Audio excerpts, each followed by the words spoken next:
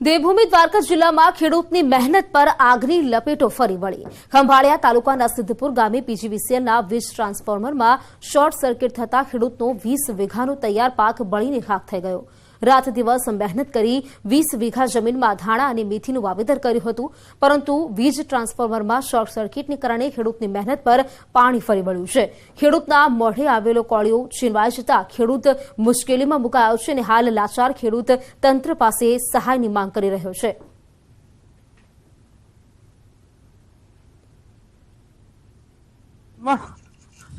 અમારે બધું હતું, બધું ભગવાન લઈ લીધું।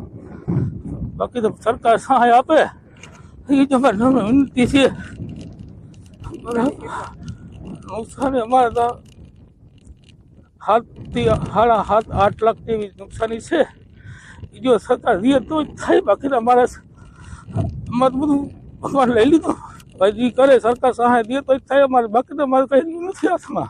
પછી શોર્ટ સર્કિટ થતા આગ લાગી। એમાં એક ભાઈનો ફોન આવ્યો, ભાઈ માધાભાઈ તારી વાડીએ દાણા ને બધું હરકી થઈ ગઈ। અમે બધા દોડીને આવ્યા કે ભાઈ ઓલવવાની કોશિશ કરી, મોટર ચાલુ કરી, હું ઓલવાનું નહીં, બધું ફેલ થઈ ગઈ।